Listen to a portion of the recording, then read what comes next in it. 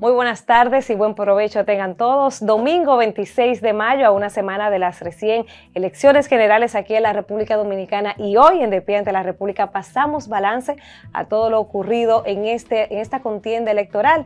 También tendremos un politólogo, don Marino Berigüete, nos estará acompañando y con quien él conversaremos sobre todo lo ocurrido el pasado 19 de mayo. Así que siéntense en casita. Y hoy, que es 26 de mayo, Día de las Madres aquí en República Dominicana, pues queremos enviar un abrazo y unas felicitaciones extensivas a todas esas madres que nos sintonizan. Vamos a un breve contacto y cuando regresemos pues ya tenemos todo el contenido que hemos preparado para el día de hoy.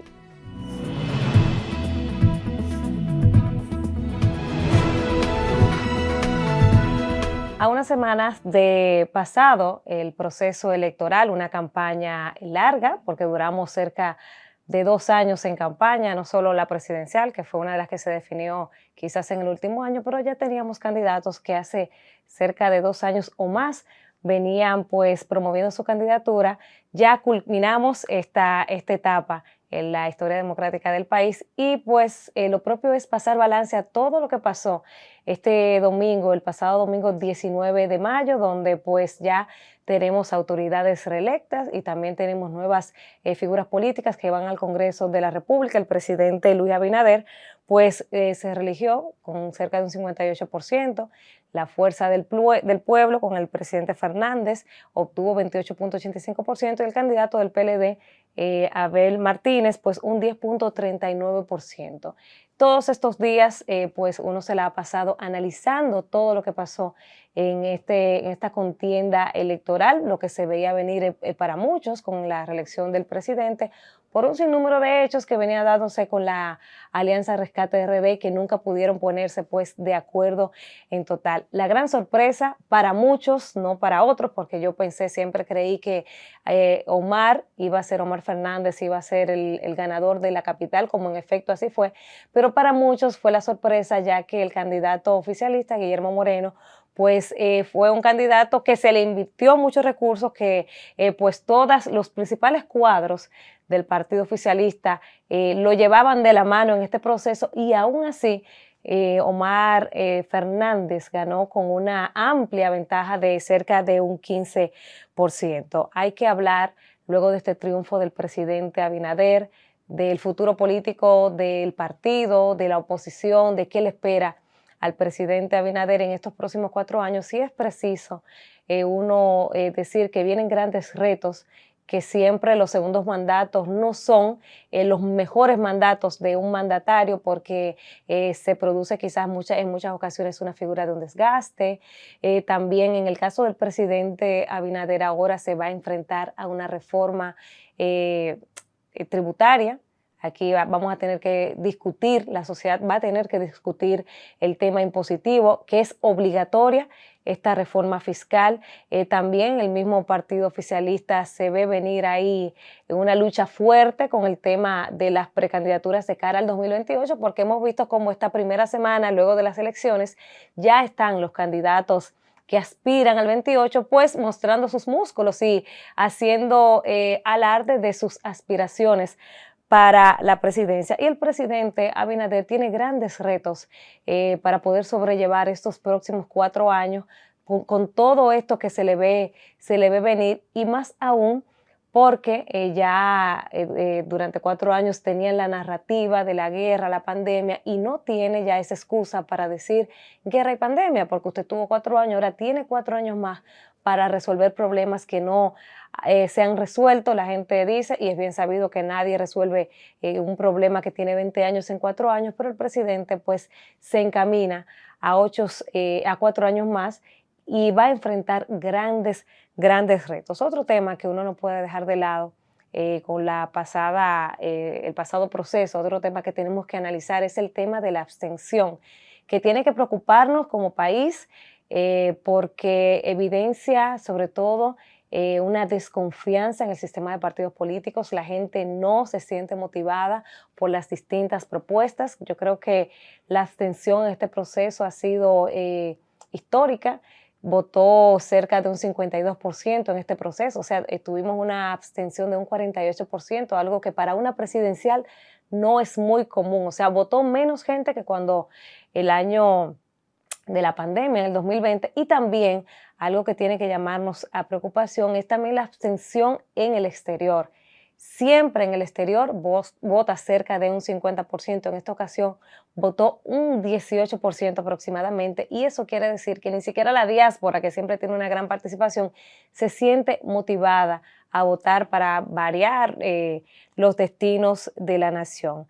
Hay que hablar que, por ejemplo, en el caso de Omar, tiene grandes retos a su llegada al Senado porque la gente se ha hecho muchas expectativas y de hecho ya pues están apostando por una candidatura de él de cara al 28 para la presidencia. Así que Omar tiene un reto importante ahí. Otro reto que tienen los partidos, la Fuerza del Pueblo y el Partido de la Liberación Dominicana, que mañana se reúne, el PLD se reúne en su Casa Nacional para discutir y analizar lo que pasó, ese 10% que sacaron para un partido que duró 20 años en el poder, pues verse reducido de esta manera, necesita y amerita una gran conversación entre sus principales actores. ¿Y qué decir de la Fuerza del Pueblo? Que yo creo que fue uno de los grandes ganadores porque pasó hace 4 años, o sea, la Fuerza del Pueblo es un partido joven, es un partido que nació hace 4 años, que tenía un 5% y llevarlo casi un 30%, ya eso es una victoria, un motivo para celebrar para el presidente Fernández y su partido. Esta semana, algo que yo no vi bien, no valoré bien y que muchas personas de la Fuerza del Pueblo se identifican conmigo fue el hecho de que el presidente Abinader invitara a los 2 principales opositores a una reunión, a juntarse, y que ambos aceptaron. Abel Martínez aceptó, se reunió con él en su residencia privada, y Leonel Fernández, que había aceptado, luego pues canceló la reunión por una gripe, pero esto fue más por el descontento. Y es que yo digo, presidente Fernández, o sea, no habían pasado 4 días de las elecciones y ustedes como partido ni siquiera se habían sentado a analizar qué pasó ahí y también analizar qué vamos a hacer, a trazar las pautas a seguir de cara a los próximos 4 años. O sea, antes de usted sentarse con el presidente, que quizás lo haga en un futuro, es necesario sentarse y analizarse y revisarse como partido para ver qué pasó. Pero además, usted se va a sentar con su verdugo, la persona que se la pasó los últimos 2 años atacándolo directamente. O sea, yo creo que fue una decisión un poco desatinada, que luego el presidente Fernández intentó como evadir, pues canceló esa reunión, pero yo creo que no es el momento. No era el momento y no es el momento. Esa reunión quedó para dentro de 2 meses, creo que me parece que para el mes de julio se van a reunir y quizás de aquí a allá el partido Fuerza del Pueblo ya se ha sentado a analizar lo que pasó el pasado 19 de mayo. Al final, el gobierno, el partido oficialista tiene mayoría en el Congreso, tiene un gran compromiso de cara a este pueblo que le dio ese voto al presidente Abinader, ese voto de confianza, más que a sus funcionarios, a él, porque hay que decirlo que el presidente Abinader tiene una gran simpatía en el electorado y se lo demostraron el pasado domingo, y esto pues lo lleva a un gran reto y a pensar y repensar en ese legado que él quiere dejar 4 años después, porque él ha dicho que no piensa volver a reelegirse, y entonces tiene que trabajar ese legado que él quiere dejar de cara a su término de su mandato en el 2028. Así que uno pudiera pasarse más, y yo sé que los próximos días vamos a seguir analizando todo lo que pasó en el pasado proceso electoral, pero ciertamente ya tenemos todos que trabajar como país, porque ahora es lo que toca. Pasaron las elecciones, hay que darle un respiro a este pueblo y ponernos a trabajar todos para echar hacia adelante esta nación.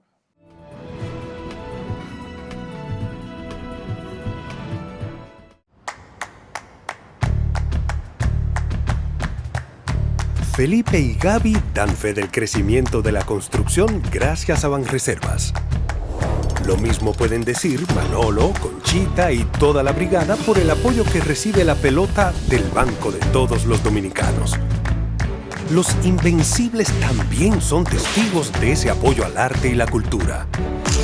Y ni hablar de todos los que se benefician del programa de pignoración de arroz, como don Héctor y su gente. Y el respaldo es tan real que les cuente Jessica, quien realizó su sueño ecoturístico con la ayuda de Expo Fomenta Pymes Banreservas. Los sectores construcción, pymes, deporte, arte, cultura, turismo y agricultura saben que detrás de uno que avanza hay muchos más echando hacia adelante. Banreservas, el banco de todos los dominicanos.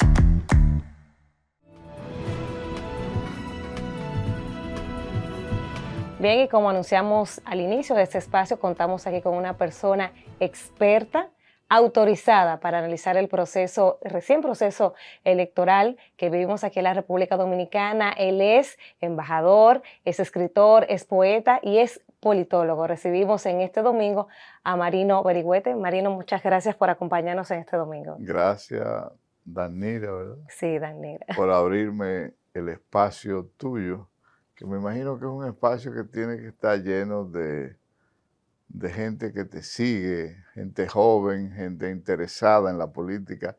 Y ya uno está en un tiempo que uno quisiera que esa gente que está interesada en la política, pues venga con su aire nuevo, con sus nuevas ideas, porque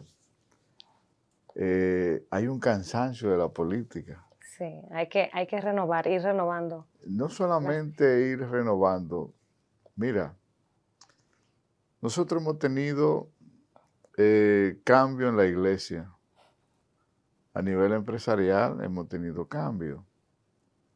Hemos tenido cambio no solamente a nivel dirigencial, sino en la cúpula empresarial. Sin embargo, los partidos políticos tienen la misma cúpula de 25 años, 30 años, y algunos que eran los partidos sustitutos, llámese el Fuerza Progresista de Vincho, ya es un partido viejo. El partido de Guillermo Moreno ya es un partido viejo. El partido de Minú ya es un partido viejo. Y si me pongo a ver todos los partidos que concursaron ahora en el torneo electoral, son partidos viejos. Bueno, a propósito de esto, esta no iba a ser mi pregunta inicial, pero ya que hablamos de la renovación, a propósito de este recién proceso electoral que pasó ya hace justo una semana, me gustaría saber si vamos a salir de algunos políticos luego de este proceso, o sea, si ya con lo que aconteció el pasado domingo, se retiraron o se retirarán algunos cuantos. Por ejemplo, usted citaba a Guillermo Moreno, que ha aspirado 4 veces a la presidencia y esta vez a la senaduría. Ha tenido 5 derrotas. Está el caso de Vinicito, que también ha aspirado un sinnúmero de veces y no lo ha logrado. Está también el caso del mismo presidente Fernández, que ya uno dice, bueno, tiene 70, ya debería de irse retirando. Entonces, este proceso ¿puede llevarse ya al retiro a unos cuantos actores políticos? Mira, yo soy muy franco con mis respuestas, porque lo hago a nivel académico, no lo hago de una parte interesada. Los partidos políticos antes se movían por la idea. Las ideas era lo que le daba el motor para que los partidos políticos se movilizaban. Yo estuve viendo el fin de semana pasada los mítines que hacía, por ejemplo, Peña Gómez en la 17, y eso eran inmensos. Los mítines que hacía Balaguer en la Máximo Gómez eran inmensos. Ahí no había un picapollo, no había una botellita de agua. Ahí la gente iba por convicción a profesar la fe a la ideología que quería. Podría creer o no, pero en eso creía la gente. Entonces, como la idea en esa época era el motor de los partidos políticos, había otra forma de paso, de camino, eran caudillos. Los partidos hoy, cuando tú le preguntas a Pepín Corripio, le dice, don Pepín, ¿qué empresa suya le deja 42 millones de pesos al mes de utilidad, o sea, de ganancia, sin invertir nada? Te voy a decir ninguna.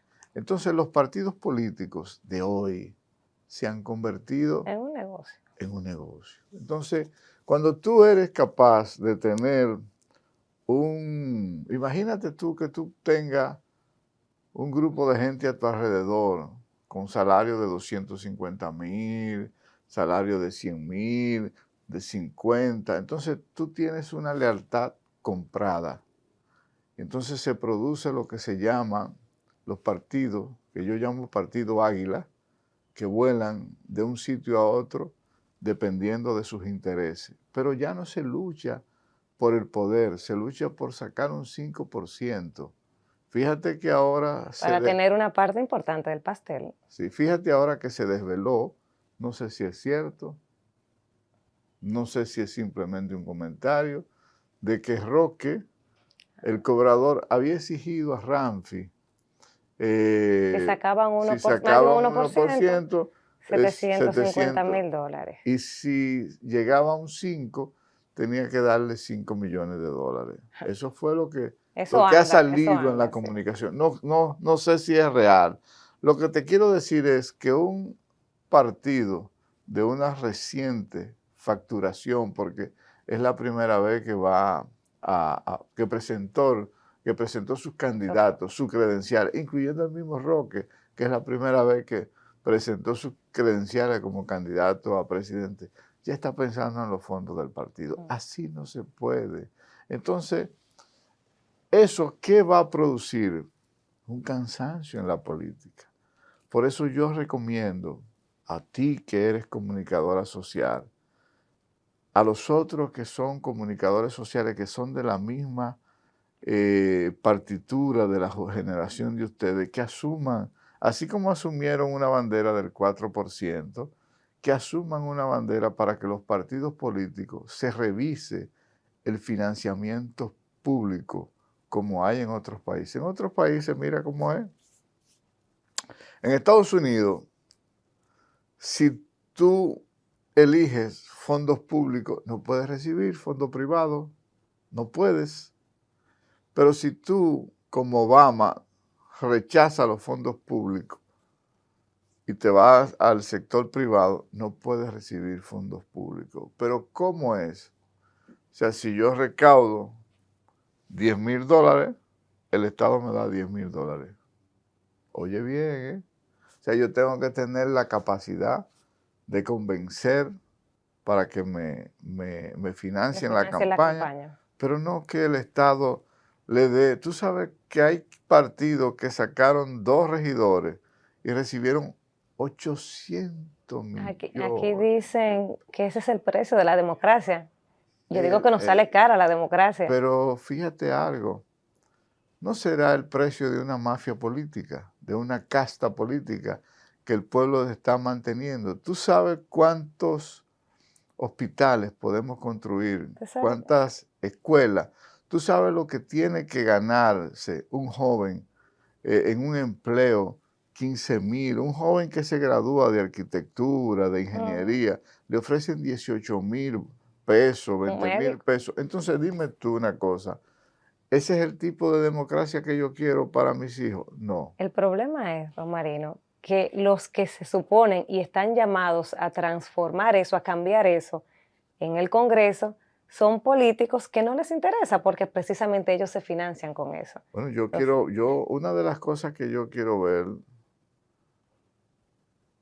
es cómo van a llegar los jóvenes al Congreso. Hay muchos jóvenes ahora. Entonces yo quiero ver si esos jóvenes llegarán con un nuevo espíritu, con unas nuevas ideas, o van a adoptar como vestuario la política vieja, que ya tiene que ser pensionada. Claro. La política vieja tiene que ser pensionada. La política vieja no puede seguir permeando esta generación.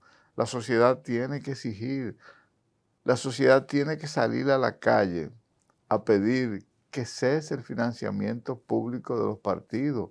No es posible que en un país que va a una reforma fiscal, un país que tiene ahora una carga de préstamo, un país que subsidia la gasolina, nosotros no podamos construir una biblioteca. Yo soy de los que iban a la biblioteca pública que tenía el Ateneo en mi pueblo a leer y encontraba los libros y soñaba con con los libros que encontraba ahí, no es posible que nosotros podamos tener un Estado hipertrofiado, un Estado que no genere esperanza, que no genere sueño, por mantener un grupo de gente, porque son presidentes y secretarios generales en un partido. No estoy en contra de ello, ojo, simplemente las circunstancias me han ido desvelando y viendo de que una sociedad de cansancio como la que tenemos, podemos ir en un camino peligroso. Mira, fíjate dónde está la sociedad del cansancio. Si somos una población de 8 millones de electores, ¿verdad? Lo que votó fue la mitad. Usted sabe que yo le iba a preguntar eso, su valoración del proceso y el tema de la abstención, que yo creo que se puede decir que es histórica porque siempre para las presidenciales vota cerca de un 70%. No, Y en el exterior también fue histórico porque vota siempre como un 50% y en esta ocasión votó cerca de un 18, 19%. O sea, fue una abstención. eso hay que revisarlo. La Junta Central Electoral no tuvo una eficiente campaña de mandar a votar. El voto en blanco ya tiene que ser el voto de castigo. No puede ser un voto de ausencia, sino tiene que haber un voto de castigo. No voto blanco, se acabó, pero yo creo que nosotros debemos de cambiar el financiamiento por el voto obligatorio. Porque si ponemos el voto obligatorio y la gente va a votar, pero tú no me puedes poner un voto obligatorio para que tú sigas recibiendo dinero, para que tú hagas con ese dinero lo que te dé la gana, porque tú sabes para qué era ese dinero. Para formación. Búscate cuál de esos partidos políticos tienen escuela de formación política. Eso quedó atrás. Ninguno. Búscate cuál de esos partidos políticos hizo alguna campaña sobre el voto, cómo votar. Ninguno.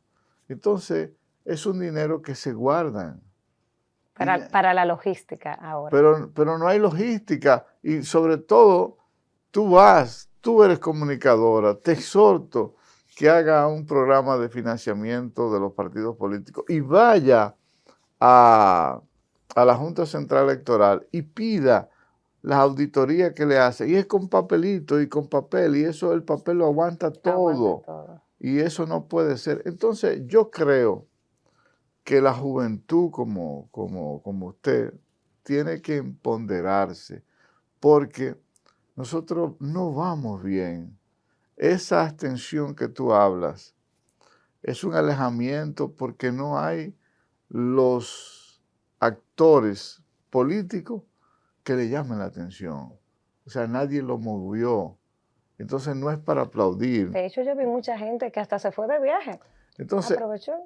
Entonces, en este momento, yo siempre digo, hay un triunfo de la democracia, porque se hizo tranquilo, pero hay una quiebra de los partidos políticos tradicionales. O sea, hay un alejamiento, y eso no es una democracia perfecta, es una democracia ya que lleva debilidades en sus entrañas que puede producir que surja un Milei, que surja un Boric, que surja un Bukele, que surja una gente que venga a este país y lo construya en una dictadura. ¿Por qué? Porque la democracia no está sirviendo. O sea, la democracia le sirve a unos pocos, pero no le sirve a un grupito, o sea, a un grupo. O sea, si la democracia le sirve a un grupo para que cada día sea más rico, y para que los otros sean cada día más pobres, viene una reforma fiscal. La reforma fiscal, ¿a dónde va a parar? Yo quisiera ver si lo vamos a pagar la clase media, los profesionales, si lo van a pagar el consumidor final o si lo van a pagar los empresarios. Entonces esa democracia le sirve a un grupo, pero no a un grupo de gente que sigue teniendo el mismo salario, que la educación, a pesar de tener un 4%, sigue habiendo problemas en las escuelas. un sistema de salud donde no protege a tus padres cuando envejezcan, no en su edad más proteja, vulnerable. no proteja a tus abuelos, pero tampoco protege a la niñez. Entonces, una democracia aquí es, tú has visto la fábula del sapo que se pone En agua. en el agua Sí. y está ahí tranquilo, el agua va ebulleciendo y cuando viene a ver se quema sin darse cuenta. Eso no puede pasar a nosotros. ¿Usted entiende que hubo alguna sorpresa el pasado domingo? No. Teníamos 2 años con una narrativa Para diferente. mí no, para mí no. Ni porque Omar, no, usted no lo considera una sorpresa. Tampoco, porque como yo estudio lo que es la política, no fue sorpresa. Es más, yo tenía un cuadro hecho y se lo di a algunos medios de comunicación. Inclusive hay declaraciones mías donde yo decía que el presidente sacaba de un 53 a un 56% y que Leonel era entre un 23, entre un 19 a un 23 a un 24% y que el PLD sacaba de un 9 a un 10. O sea, esas eran mis proyecciones. ¿Por qué? Porque la abstención ha venido subiendo, siempre no ha disminuido. Entonces, iba a haber una abstención entre un 45, 65, que era lo que yo calculaba, más los votos nulos. Por lo tanto, yo no tuve sorpresa. A Omar, ¿qué le favoreció a Omar? El tiempo. Sí. El tiempo en campaña, para que tú sepas, es algo que no se compra. Tú puedes tener todo el dinero del mundo, pero si tú eliges un candidato con 45 o 50 días o 30 días y hay un candidato que tiene 18 meses 2 años. plantado en la calle, por más que tú hagas no lo vas a alcanzar. Sobre todo si es un candidato que se dejó llevar bien, hizo una campaña innovadora, hizo una campaña refrescante. Entonces yo no tuve sorpresa, yo sabía que eso iba a suceder. Yo decía, si los jóvenes que están entre un 57% que oscila entre un 18 a 45 años acuden a votar, no va a haber sorpresa, va a haber lo mismo. Entonces la gente votó por dos cosas. Primero, la oposición perdió la credibilidad de los electores. Cuando tú ves que un militar devuelve 1.000 millones de pesos, o cuando tú ves que un grupo devuelve 22.000 millones de pesos, tú dices, pero ¿cómo es? ¿Qué le espera al PLD y a la Fuerza del Pueblo? Y sobre todo el PLD, que ese 10%, o sea, un partido que, bueno, en su último proceso sacó un 38%, entonces ahora un 10%, un partido que duró tantos años dirigiendo el Estado y verse tan disminuido. ¿Qué le espera en el futuro al PLD y sobre todo esta crisis que tienen en estos días con el candidato y demás? ¿Qué le espera al PLD y a la Fuerza del Pueblo en los próximos años? Mira, a mí me gusta analizar la política con la racionalidad. Si tú tomas la Fuerza del Pueblo y el PLD y lo juntas hoy, son un 40% de esos 4 millones que votaron. Entonces tú dices, bueno, entonces aquí lo que hay una división por egos personales, o es que se tiene tanto dinero que no le importa lo que le pase a la base. Y ahí viene entonces lo del financiamiento de los partidos.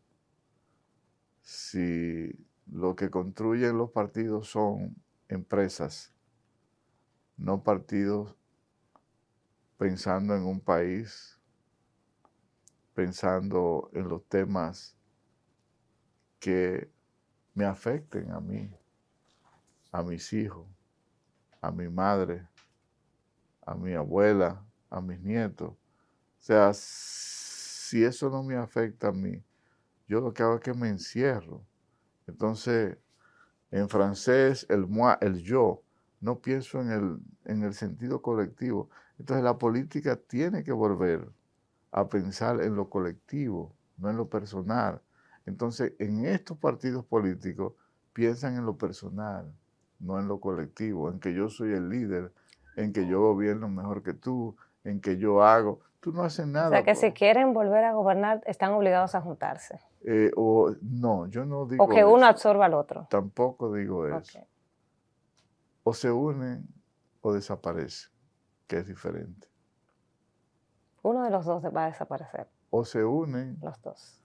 O desaparecen. Porque tú podrás mentirle a la gente durante un tiempo, pero llega un momento que la mentira ya la gente la reconoce, entonces no te va ni siquiera a escuchar, se va a ir. Cuando yo oigo hablar a esos líderes sobre el transfugismo, pero entonces yo le digo, bueno, pero no hay ningún transfugismo, porque si tú has tenido una conducta ejemplar, si tú te rodeas de gente que no están siendo cuestionadas, si tú has mantenido una conducta de Estado correctamente, yo tengo derecho a amarrarme a ti. Pero si tú, en el ejercicio del Estado, estás siendo cuestionado por algún elemento, yo tengo derecho a cambiar. Claro. Es como una mujer que si tiene un marido que le da golpe, no puede permanecer ahí. Entonces hay gente que son químicamente honestos. Hay honestos en el Partido de la Liberación Dominicana, gente muy buena.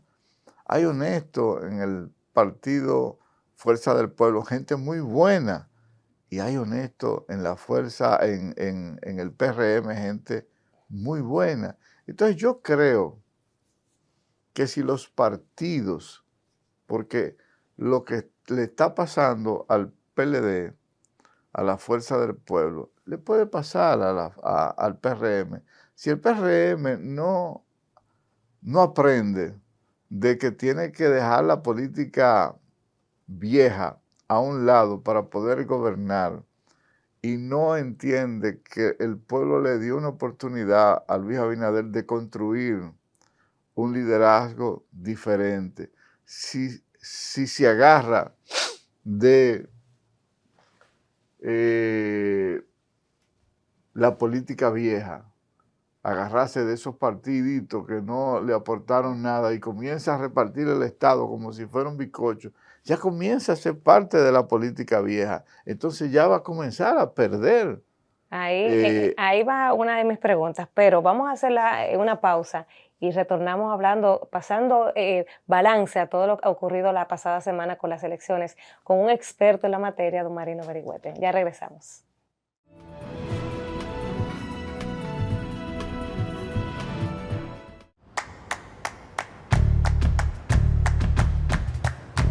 Felipe y Gaby dan fe del crecimiento de la construcción gracias a Banreservas. Lo mismo pueden decir Manolo, Conchita y toda la brigada por el apoyo que recibe la pelota del Banco de Todos los Dominicanos. Los Invencibles también son testigos de ese apoyo al arte y la cultura. Y ni hablar de todos los que se benefician del programa de pignoración de arroz, como don Héctor y su gente. Y el respaldo es tan real que les cuente Jessica, quien realizó su sueño ecoturístico con la ayuda de Expo Fomenta Pymes Banreservas. Los sectores construcción, pymes, deporte, arte, cultura, turismo y agricultura saben que detrás de uno que avanza hay muchos más echando hacia adelante. Banreservas, el banco de todos los dominicanos.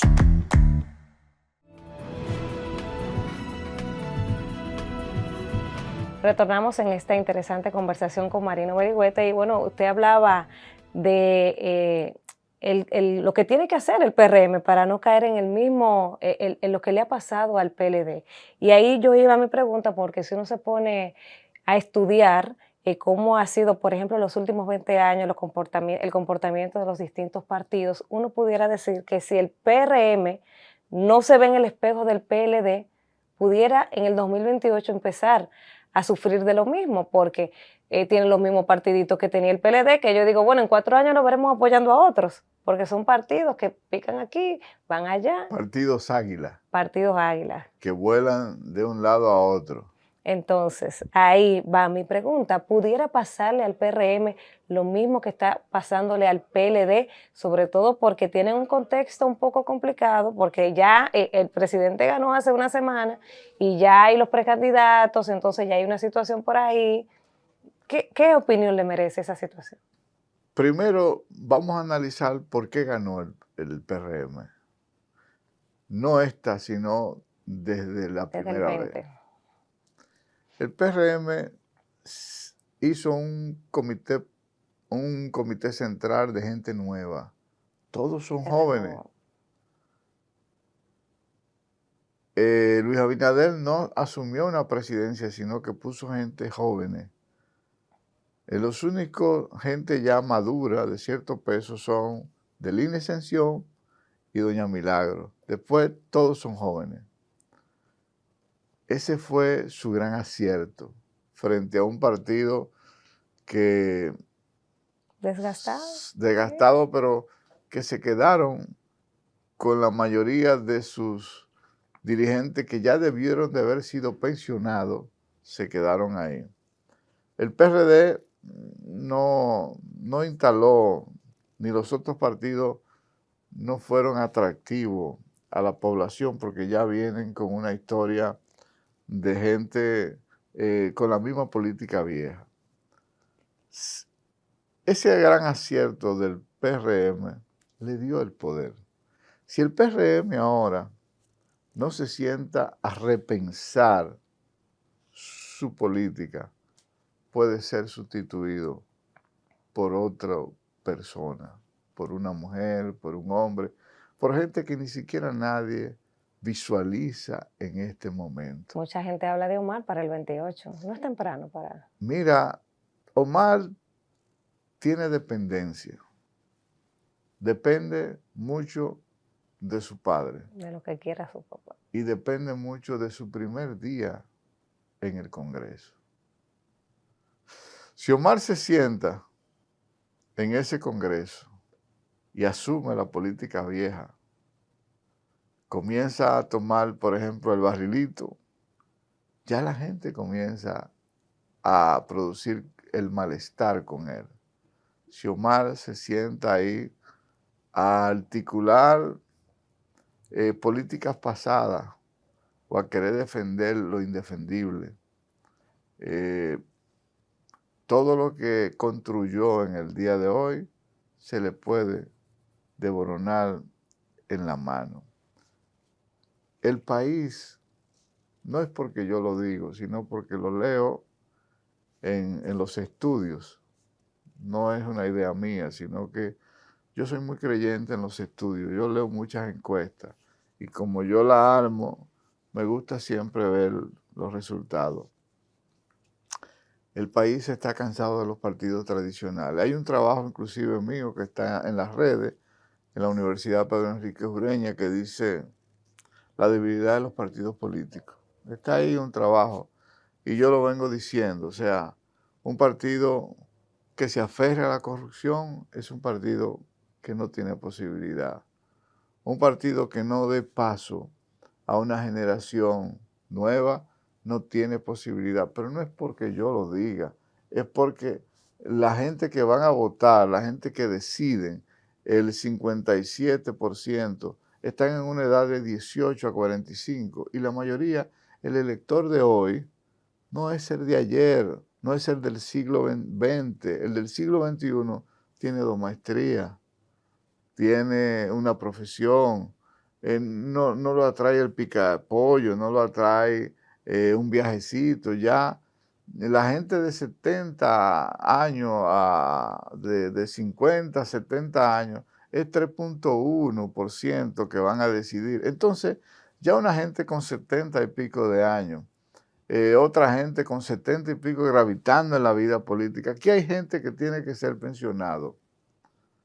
Voy a decir nombres, me perdonan mis amigos. Yo, que no tengo 65, que apenas tengo 61 y voy para 62, ya me siento pensionado. Pero yo creo que ya Leonel debe dar paso. Creo que Danilo Medina debe de dar paso. Bueno, la Constitución lo tiene ya. Creo que Hipólito Mejía debe de dar paso. Entonces, esos tres, que ambos ¿Y son, Miguel Vargas? ya él no va a dar paso, ya él le dieron el paso. Sí, porque el desempeño en este pasado proceso fue... Entonces, ya son gente que deben de darle paso a una generación con mis afectos, con mi cariño, pero no lo digo yo, lo dicen los estudios. Entonces, cuando alguien se aferra a una piedra en el océano, se hunde. Y no solamente se hunde, sino que hunde a los que están con él. Entonces yo creo que los jóvenes de esas organizaciones políticas tienen que convencer. Mira, tengo tiempo de contarte. Sí, claro. Yo vi a la edad de 17 años a Balaguer salir del poder. Yo provengo de una familia que era reformista, o es, porque mi mamá todavía siente, y mi tía también, por ese partido. Yo vi a Balaguer salir del poder, que yo decía, en ese mi vocabulario como jóvenes de esa época, yo decía, ay, este viejo no va a aguantar, se va a morir en el camino. Pero ¿qué hizo Balaguer? Se rodeó de gente joven. Estaba Hito, Milton, mi compadre, estaba Juan Luis Célima, estaba el Chato, estábamos un grupo de jóvenes que no teníamos más que 18, 19 años, Minu Torres, y arropamos a Balaguer. El único viejo era él. Nada tenía que ver con el pasado, Jacinto Peinado, nada había con el pasado de Balaguer, y la gente lo asimiló. Eran otros tiempos. Hoy es diferente. Hoy Balaguer sale y las redes sociales no lo dejan subir, no lo dejan volar, porque son diferentes. Cada campaña es diferente, pero te estoy hablando de la historia de esa campaña. Los partidos tienen que reciclarse. Balaguer llegó al poder y tú sabes qué nos dijo a nosotros los jóvenes. Ustedes pueden esperar. Y trajo su viejo otra vez para arriba. Entonces uno se quedó. Lo que te quiero decir es que si los partidos políticos no hacen un cambio de su dirección partidaria y no se van al costado, tendrán los mismos resultados. Y al PRM le va a surgir otro PRM con otra generación nueva que lo va a sustituir. Y le voy a decir algo, con la dificultad de que lo puede hacer más rápido que como lo hizo el PLD, porque la sociedad que viene caminando hacia el PRM viene cansada de esos mares, de esa problemática, de esos partidos. Tú dices, pero son los mismos. Ahora se van, son los mismos que volaron de aquí para acá, entonces van a cometer lo mismo. Los mismos errores. Entonces yo quisiera, por la sanidad del país, por la sanidad del sistema electoral, que el PRM abra sus ojos. ¿Usted sabe Y qué? que llegue un momento que un gobernante solamente tiene un compromiso con dos personas, con Dios y con la patria. A propósito de eso, usted sabe que el presidente Abinader ha dicho en reiteradas ocasiones que él ya terminó ahora en el 28 y no vuelve. Pero está también a la vez hablando de una posible reforma a la Constitución, una modificación a la Constitución. ¿Usted cree que el presidente Abinader sería capaz de modificarla para intentar volver? O sea, yo sé que falta mucho para el 28, pero uno puede ir proyectando según va analizando el comportamiento de los políticos. Mira, nosotros requerimos seriamente de una modificación constitucional para ordenar lo del Código Procesal Penal, lo del Código Civil. O sea, aquí nadie cae preso. Aquí ningún rico que se robe 1.000 millones, 2.000 millones, tú lo ves en su casa con un aparatico. Sí. Aquí tiene que haber, si queremos un país si queremos un país. Porque ahora tú ves la justicia y tienen miedo momentáneamente, pero se le va y se le olvida. Y vuelven otra vez y roban, y roban, y roban, y roban. Y aquí hay gente que son enfermos robando. Entonces, ese ladroncinio de ir al Estado a robar, no puede ser. A uno le da mucha... No, pero tenemos un código que tiene más de 20 años dando vueltas Entonces, en el Congreso. Esa reforma para ese código, para que no dé tanta vuelta. Usted robó, usted va preso. Eso de que irse a su casa, olvídese de eso. Aquí se cometió. Pero es que ni siquiera ese es el debate del por qué modificar la Constitución. Pero ahí voy. Porque hablan de ponerle un candado, pero ahí ya voy, se supone que tiene candado. Ahí voy. Viene lo que es la reforma fiscal. Eso tiene que venir. Bien. Eso es obligatorio. Ya no puede esperar más. Yo no quiero seguir viendo un país que le den tarjeta a la gente pobre. 1.600 pesos. Sí, pero eso no le resuelve su vida. Yo entiendo que nosotros debemos de tener un sistema de protección, pero por un límite, 6 meses, 7 meses, hasta que esa persona se pueda integrar a la sociedad. Pero debe de tener un límite. O sea, yo no puedo tener una protección del Estado de por vida. O sea, el Estado tiene que hacerme a mí no un parásito, sino una gente productiva. Entonces, eso tiene que verse también. Yo no quiero ver un profesional ganando 18,000 pesos. Yo no quiero ver un chofer de carro público médico. Yo no quiero ver un abogado. Yo no quiero ver un profesional viviendo de lo que no estudió, sino viviendo de lo que estudió.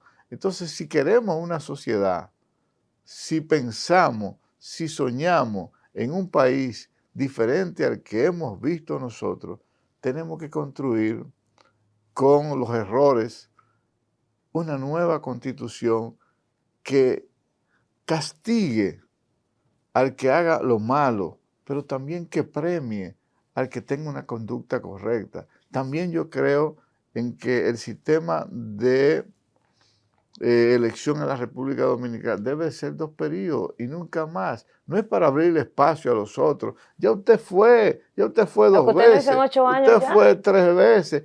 Ya, o sea, no debe de hacerse una constitución para abrir una puerta a los presidentes para que puedan reelegirse, sino que se debe de cerrar. Tú sabes la cantidad de problemas que nosotros no evitaríamos y la cantidad de presidentes que nosotros podemos tener si se cierra ese periodo. La reelección... 2 años, 2 periodos. La reelección no es positiva, la reelección es dañina, porque cuando tú usas el Estado para imponerte frente a los otros, no es bueno.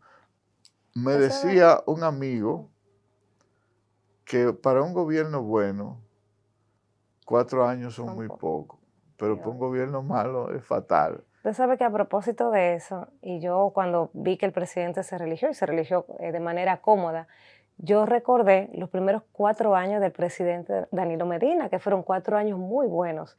Pero inmediatamente inició su segundo periodo, a los 6 meses, 5 meses, empezó la debacle, porque empezaron a salirle los casos de corrupción, empezó el caso de Brecht en el 2016, y no sé por qué me llegó a la mente recordar eso que pasó con el PLD, que le pudiera pasar al PRM, porque como que los segundos periodos son siempre difíciles. Es la primera vez que me voy a referir de esto, es la primera vez.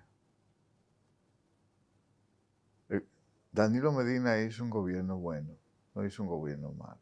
Si te pones a ver lo que se hizo, es un gobierno. Fue un buen gobierno.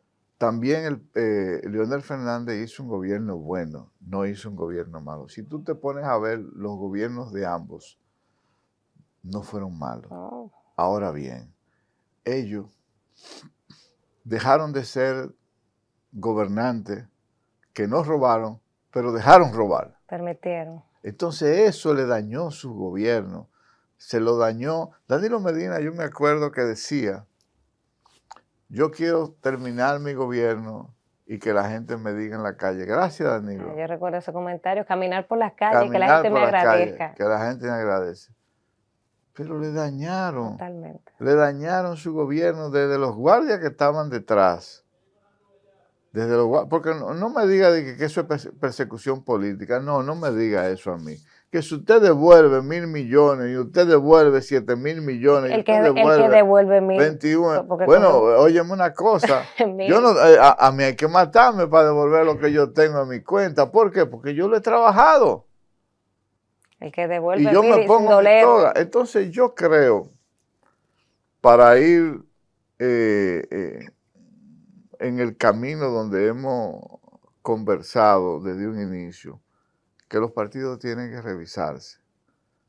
Los hombres que han tenido liderazgo y que lo han perdido porque se han contaminado con gente, porque muchas de esa gente ni siquiera eran miembros del Partido de la Liberación Dominicana.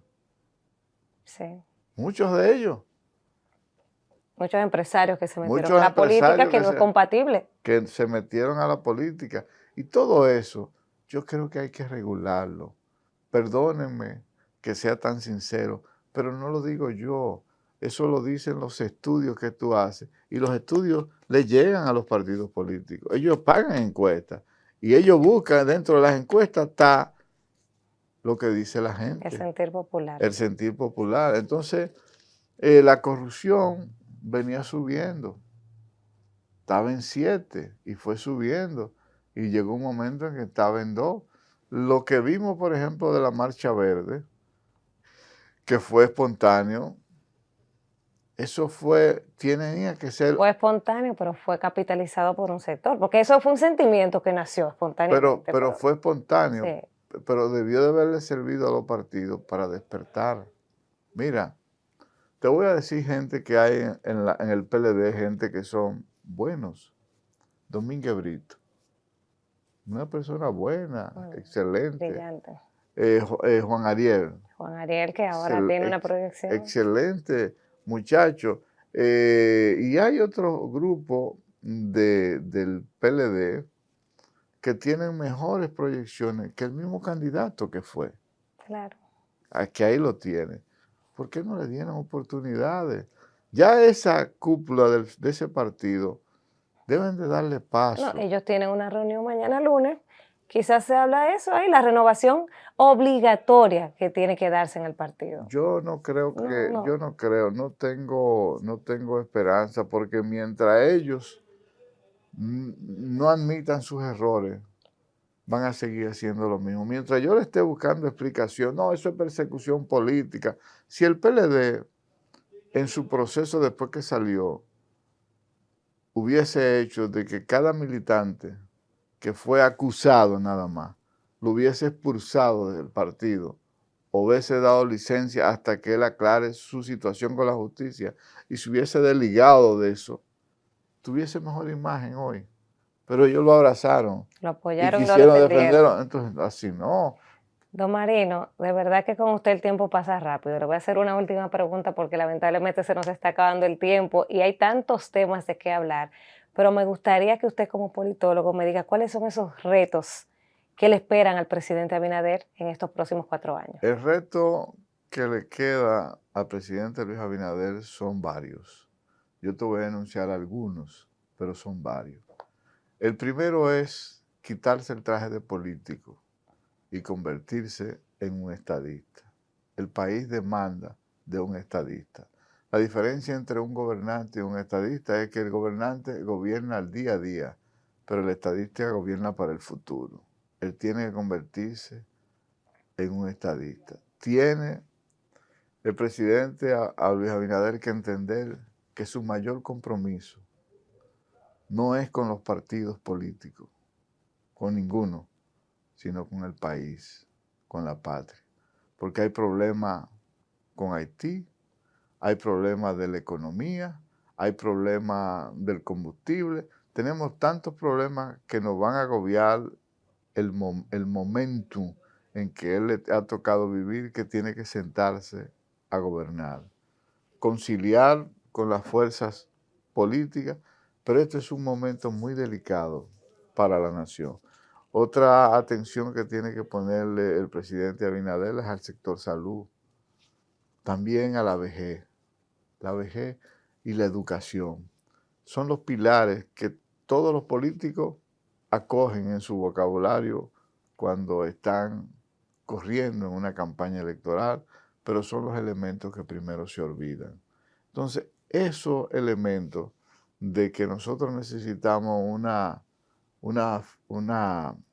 finanza del Estado sana, necesitamos un Estado creíble, necesitamos un sistema de justicia creíble, que la gente acuda al sistema de justicia, y necesitamos un cambio de la vieja política a una nueva. Por lo tanto, yo espero que él abrace eso, que combata la criminalidad, no solamente la que está en la calle, sino cualquier forma y modo de criminalidad y de robo que puede existir de una manera vehemente, porque 4 millones que no fueron a votar están reclamando una nueva forma de gobernar. Debe preocupar. Entonces yo creo que hago un llamado de atención o un hashtag, como dicen ustedes los jóvenes, a que el presidente cambie la manera de pensar, de ser un político a convertirse en un estadista. El estadista vuela como el águila, por encima de todo, y deja a los partidos políticos abajo para que ellos resuelvan su problema uno con uno mientras él resuelve los problemas de la nación. Bueno, pues de verdad que un placer y un privilegio haber conversado con usted, un politólogo que pues analiza el panorama de una manera holística y sin contaminación, ¿verdad? Que uno puede pues sentarse a disfrutar una buena conversación. Gracias por acompañarme. Muchos temas se nos quedaron, ya más adelante pues espero volver a tenerlo por acá en este espacio. A los oyentes, a los televidentes, gracias por acompañarnos y nos encontramos el próximo domingo de 1 a 2 de la tarde de pie ante la República.